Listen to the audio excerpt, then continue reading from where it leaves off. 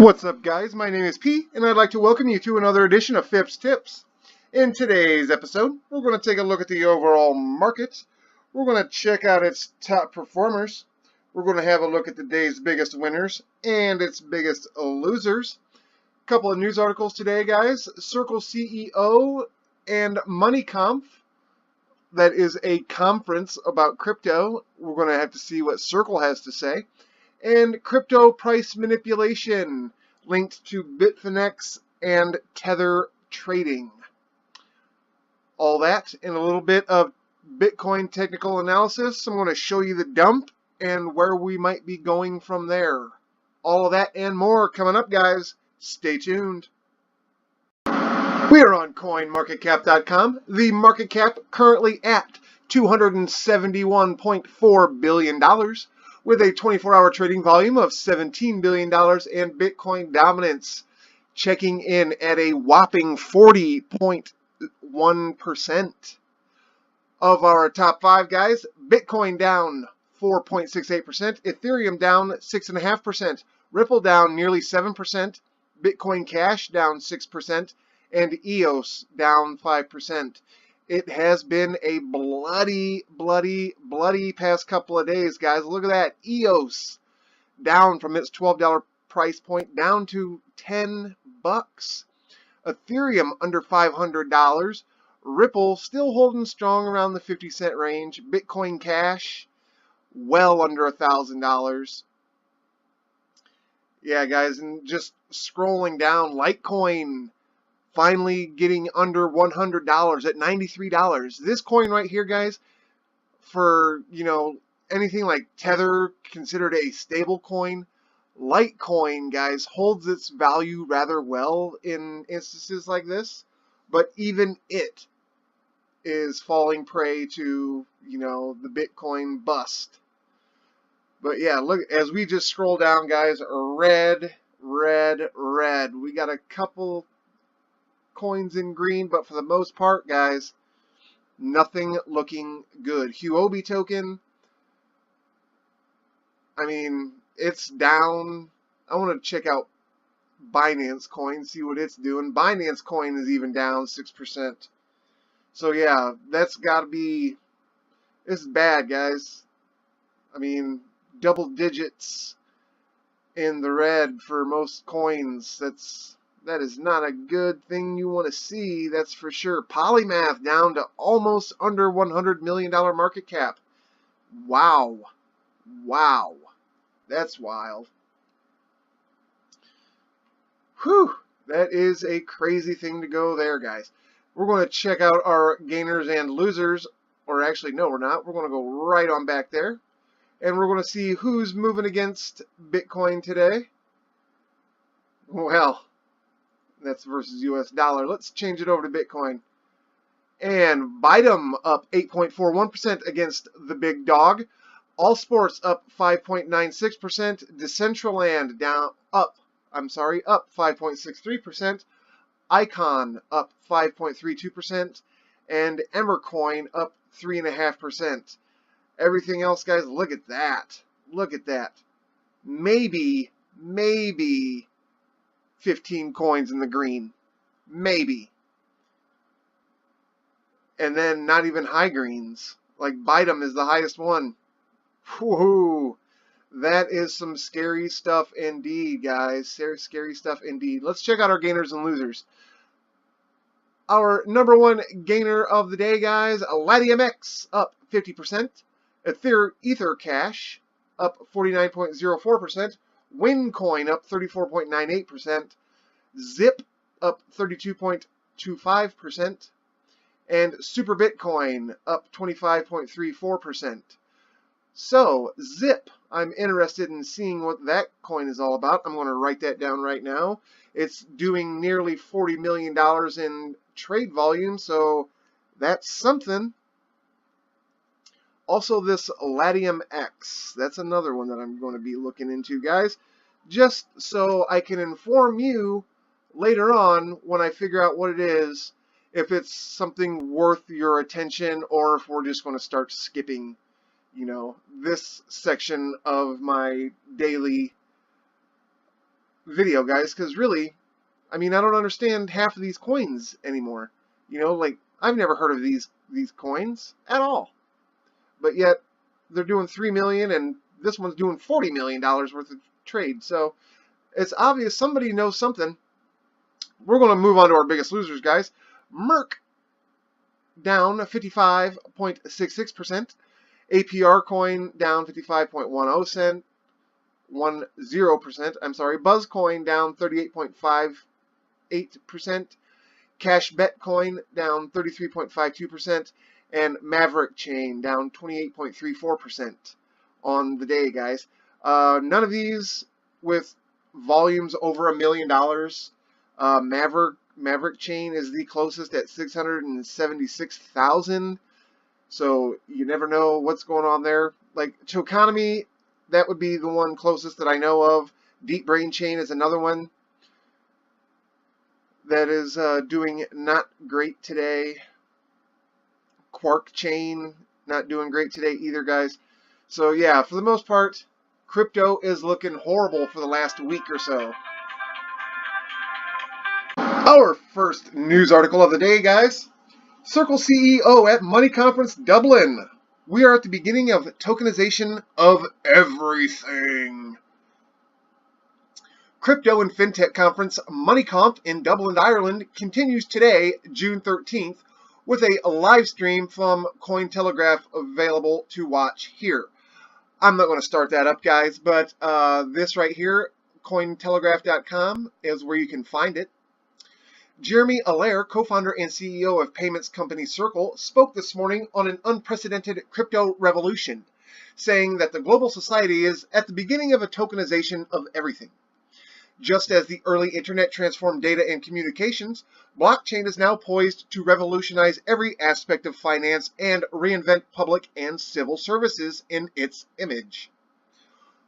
He is quoted as saying, "Once you have an open, global, immutable record-keeping system, a transaction processing system, and a secure computing environment, you can reconceptualize on a global basis every aspect of finance, corporate and commercial law, the intermediation of contracts, and crucially of all the systems we use in both corporate and civic decision-making."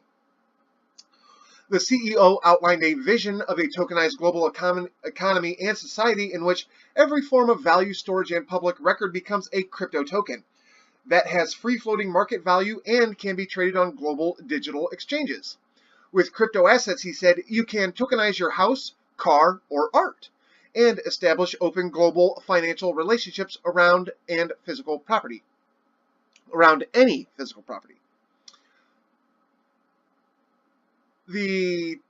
With crypto assets, he said, the tokenization of public or private votes in all forms of social governance would offer an immutable system that is more transparent and accountable than current models. Allaire outlined 5 categories of crypto assets, beginning with privacy-focused cryptocurrencies that remove financial activities from the centralized control of governments and serve as a public good on the internet. So-called crypto securities can function to represent rule-based financial contracts and have a potential that goes far beyond a paper contract mediated by a law firm in court. He emphasized that a lot of initial coin offerings, or ICOs, come under this category. He then addressed crypto assets that support transaction settlement systems such as Ripple XRP and Stellar XLM, as well as very ambitious blockchain platforms such as Ethereum ETH, which he characterized as operating systems for the global economy. Allaire's last category of crypto assets were fiat-backed stablecoins designed for denominating financial contracts. Allaire emphasized their potential for use cases that require a less volatile price baseline, but still seek the decentralization and security of a blockchain. Just last month, Circle closed a $110 million fundraising round led by a mining hardware manufacturer, Bitmain, to partner on the development of US dollar-backed stablecoin. Circle's USDC will be an ERC20-based token on the Ethereum network that will reportedly be released by Circle in the summer. The investment brought Circle's valuation to nearly $3 billion, an almost 6-fold increase since 2016. So what do you think, guys? Do you think that we are on the verge of tokenizing every little aspect of uh, digital occurrence? I mean, I'm not too sure about it. I mean, while I am a huge proprietor of the blockchain and a gigantic fan of it and cryptocurrency in general, I don't know if we're there yet to tokenize everything. I mean, aspects of finance would be probably, in my opinion, the first thing that should be looked into. But again, there has to be a set of rules in place to govern that, guys. And that's where like the SEC and the CFTC come in, where regulation needs to be made, and in a fair way too, not a way that's going to cripple the U.S. sentiment of cryptocurrency. Because if that happens, guys, we'll just be left out. The U.S. will just be left out of this global phenomenon. And I can guarantee you that there is nobody in Wall Street who's going to allow that to happen. I mean, there's just too much money in this space to be made for it to just be shuttered away to other countries. I mean, that's just not going to happen, guys. But you know, let me know what you think down in the comment section, guys. Drop me a comment. Let me know if you think that the tokenization of the world is imminent.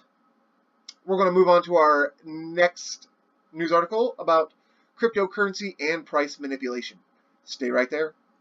So, crypto price manipulation linked to Bitfinex Tether trading. In a paper released today, a professor from University of Texas explores a possible link between Tether trading on the Bitfinex exchange and the price hikes of late 2017. The main summary of the paper notes that less than 1% of time involving bulk Tether Bitcoin transactions account for 50% of Bitcoin gains and 64% of other cryptocurrencies. So what he's saying there, guys, is that when you're tethering up, either tether into Bitcoin or Bitcoin into crypto, other cryptos, that is where your volatility is coming from, and your so-called manipulation. I don't know if I believe that statement, as you know, I think that whales in Bitcoin have a lot more to do with it than, you know, buying back and forth into Tether on Bitfinex. In December of 2017, the value of Bitcoin almost doubled, shooting up from approximately $10,000 to $20,000 USD in less than 3 weeks. In his report, Professor John M. Griffin notes that such patterns cannot be explained by investor demand, but exhibit manipulation caused when stablecoin Tether is used to provide price support. He is quoted as saying, "These patterns cannot be explained by investor demand proxies, but are most consistent with supply-based hypothesis where Tether is used to provide price support and manipulate cryptocurrency prices." False. That is absolutely false, in my opinion, guys. While Tether is used as sort of a price support, per se, I don't understand what or how it can be used to manipulate other cryptocurrency prices. It is not an actual... I mean, you cannot buy Tether and then, like, sell your Tether coins on Coinbase. That doesn't happen. So I don't know what he's talking about here. Coincidentally, either earlier this week, a Freedom of Information request was filed with the Commodity Futures Trading Commission, or the CFTC. The request was regarding subpoenas issued to Bitfinex and were denied because apparently it could interfere with the CFTC's law enforcement activities. The identity of the individual who made the request was not released, but may well have been related to the University of Texas report. The professor's paper goes on to note the obvious appeal of decentralized blockchain-based ledger, but also points out that a majority of these trades conclude on centralized exchanges. This presents a problem as cryptocurrency exchanges operate outside of financial regulation and offer limited transparency. While these concerns are noted, regulation and legislations of cryptocurrency markets have come a long way since the meteoric rise of Bitcoin back in late 2017. Now, guys, I understand that, you know, for the most part, the exchanges that most of us use are centralized. Sure. I mean, you've got your decentralized exchanges like TIDEX and IDEX and DDEX. And while those exchanges are great, and they offer, a non-centralized option, they're not fast. They take a long time for the transactions to process. They're kind of tricky to navigate if you don't know what you're doing. And with centralized exchanges like, let's say, Binance, for instance, CZ, the CEO of Binance, tweets constantly about how Binance is doing, whether it's going down for support or whether it's running nicely and smoothly, or if there's coins to be added or coins to be removed, if there's airdrops coming along with certain coins. The guy is on top of it constantly. So the limited transparency there, I'm not buying it, at least from Binance perspective. There is a lot of other, well, I shouldn't say a lot, but there are a few other exchanges out there, guys, that, they're a little bit, I don't want to say shady, because shady is not the word, but, they're less than transparent, I guess, could be said. Like Cryptopia gets a bad rap for coins getting pumped on their exchange, So, you'll have that kind of thing. But, for the most part, guys, I find that these centralized exchanges, they don't really manipulate price as much as this Professor John M. Griffin wants to note. That's just my opinion. I would love to hear what you guys have to think about it. Drop me a comment down in the comment section. Let me know if you think Bitfinex and Tether are the big reasons why people believe that there is price manipulation in cryptocurrency. I personally do not. I believe it has everything to do with the people who own at least 5% of a given crypto asset. So there's that. Let me know what you think, guys. We're going to move on to our technical analysis of Bitcoin. Stay right there. And here we are, guys, on the Bitcoin versus US dollar day scale using the Bitfinex exchange information. And guys, yesterday, or actually today, there was a dump today. So far, it's been bought back up a little bit, but we hit roughly $6,100 earlier this afternoon, right around, I'd say, noon. Noon is when it happened, a little bit before. But yeah, a complete and total dump. So, let's see what we can see here. We're going to bust out a couple of my favorite indicators. We're going to bring out our 3 exponential moving averages. We have them still set at the 50-day, the 100-day, and the 200-day moving averages. We're going to scroll in here so we can get a better look at them. Actually, let's see. Let's format it a little bit. See if we can't get them a little bit thicker, a little easier for us to see. There we go. That's better. As you can see, guys, we are going into bear trend. The 100-day moving average has fallen below the 200-day moving average. The 50-day moving average is well below both of those. So that means, guys, when the faster of the moving averages are beneath the slower moving averages, it means that we are in for a bearish ride. As you can see, and we're still on the turn down. As you can see right there, the 50-day is still on its downward arch. The 100-day moving down. The 200-day, they're trying to stay close together there, guys. But, I mean, I don't have very much faith in what Bitcoin is doing right now. We're currently sitting on a triple bottom. You know, how many times we're going to test this, I don't know, before we just ultimately break down to the 4K range. That is where everybody is saying where we will hit. Let's find out. So, I'm going to grab my drawing tool here, guys. And what we have here for support, roughly right around, I want to say 57, 5800. This area right here, actually I'm going to grab a box and we're going to draw it like this. This would be our area of support that we are looking to hover around in. That right there. If this area fails to support, our next line that we would be looking at, guys, is the upper 4,000s, 48, 4,900, right around in there. I'll grab another box and I'll show you where I'm at. Right around through here, guys. This is the area. If I can get it, yeah, right like that. Sure. This area right here, this dark area right in between these two, this is a free-for-all zone.